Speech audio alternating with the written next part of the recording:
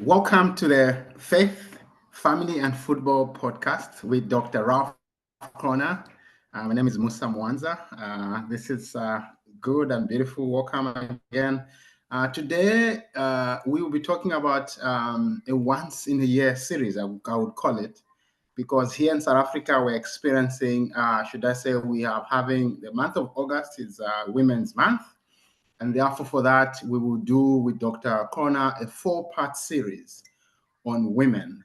And I think this is a very beautiful way to honor our female folk and just to appreciate who they are, and what they do um, in our lives, in our homes, and whatnot.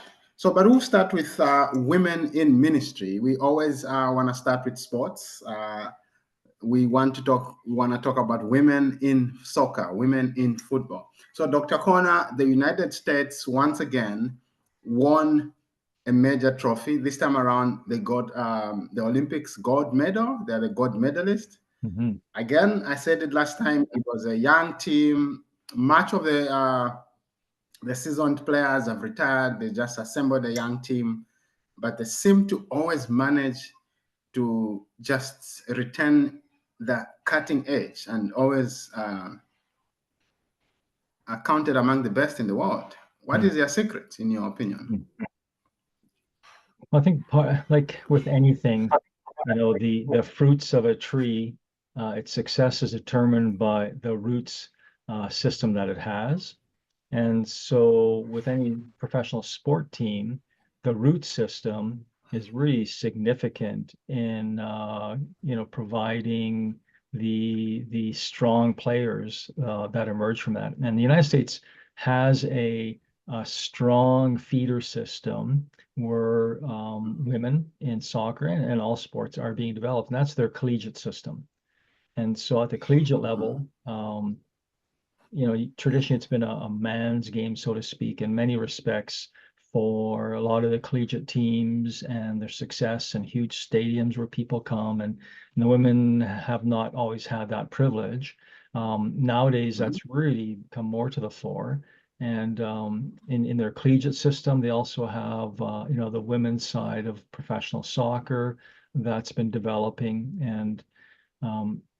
And some of that success of that development is being seen even in the Premier League equivalent of the Women's Soccer League, where you have a lot of American players playing there. So they've just really, I think, done well with a strong feeder system, which other countries have as well, Germany, Brazil, because you see them, France, you see them being significant in the Olympics and in the World Cups. Canada.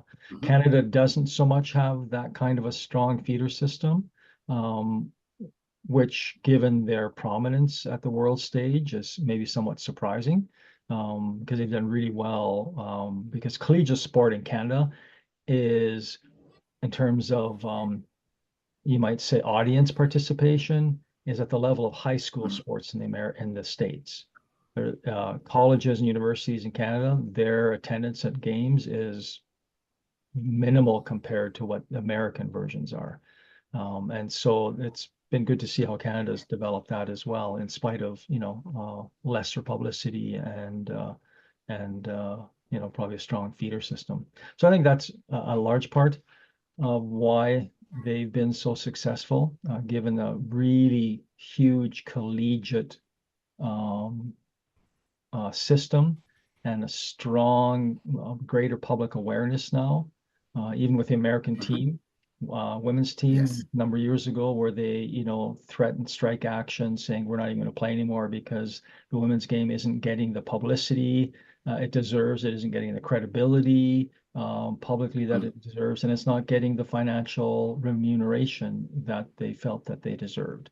And so it's a new world, I think, with women's sports. I'd say even in basketball, if you follow the collegiate basketball world, and oh brother, I should have looked her name. Is it Katie? She's a guard, phenomenal player, and she has lit up the basketball world for the women's side of things and become sort of the poster child for that, and has really galvanized American, if not international, attention on women's basketball, and made it a hugely successful sport, even given a few years ago. So some of these things where you have the high achievers that become icons and models, and the American publicity system is very good in what it accomplishes there. Yeah, beautiful. So I see also that I think the American, especially for soccer, football, they are ahead of a curve with regards to many countries, because so it looks like the women are remunerated within margin of error, but within the same bracket as the men, which is very different from many other countries. Mhm. And I know that in other countries, the argument is that men's soccer, men's football attracts so much people, so much advertisement and whatnot. And I know that you are not in the US, you're in Canada, but what would you say is the reason why? Is it just simply politics, or does women's football also garner enough financial support to warrant equal payments for probably what we'd call an equal attraction? Because soccer is more attraction than anything. Yeah. Mhm. Yeah, I mean, definitely they've made gains in the financial end of things, but I mean, there's no pay equity by any means compared to what, say, even if you compare, say, in England with the Premier League, that's a good example because that's such a highly respected league on the men's side, and you have the women's Premier League teams as well. So if you compare the publicity even versus the remuneration, it's not, it's a percentage of what the men's game is garnering.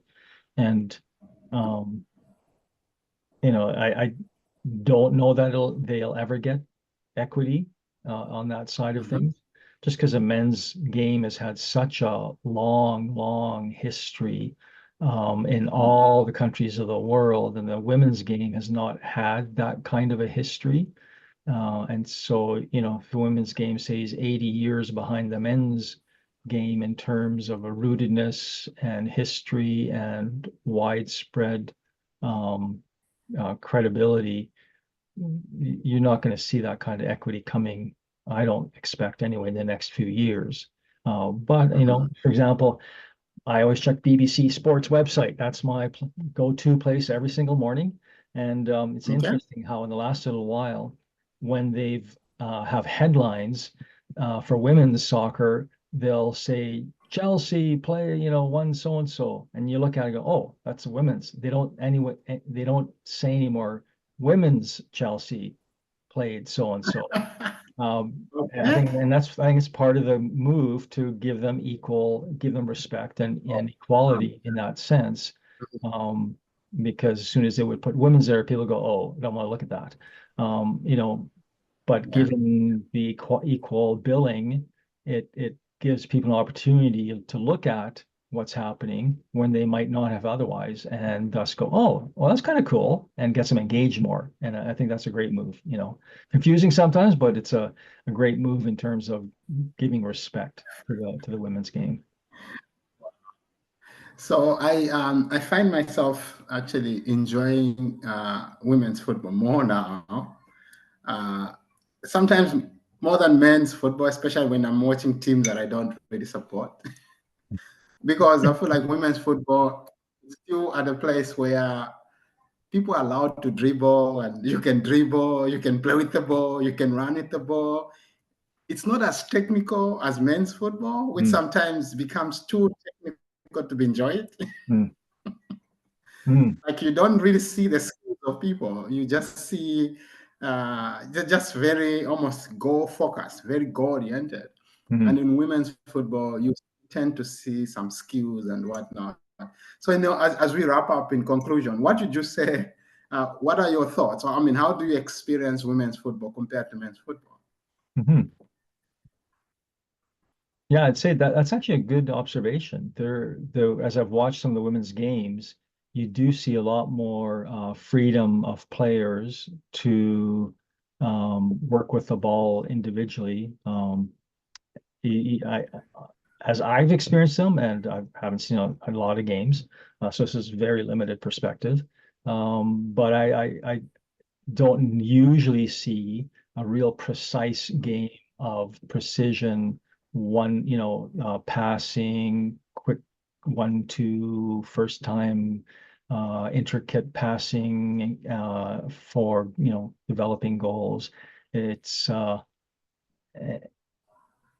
but I think that's definitely been improving as I've been watching women over time. That real tic-tac-toe focused, aggressive game is really developing. Even the skill level in terms of goal scoring is like there's some, I think, really increasing in that regard. I mean, there's always the argument about male bodies versus female bodies and the physical strength and those kinds of things. But I think if we're to be, dealing with factual, the speed of shots is not as fast in the women's game as you would see in the men's game on a typical basis. But of course, that's always improving with the greater focus on the women's game and coaching and development. And so I think it's an encouraging. The women's game, I think, is attractive, way more so than years past, and I look forward to it continuing to develop and become more and more, accessible and enjoyable for the fans who will more and more likely be choosing to watch women's. I mean, here in Canada, when the women play, I mean, they've had larger participation in terms of audiences than the men's game. They've filled 50,000 seats in Edmonton for some of the World Cup that they played in, or even just friendly games with Brazil and that kind of thing. And the men would never got that kind of attention. So the Canadian women are highly respected and really attractive to a viewing audience. And I know that's increasing all over the world. Beautiful. Well, thank you so much, Dr. Crona, and thank you to our viewers. We are closing this segment. We are done with talking about women in sports. And the next segment, in the next section, the next episode, we'll talk about women in ministry. Thank you. Bye-bye. See you later. All right. Okay, so should I start recording? How do we do before we cut?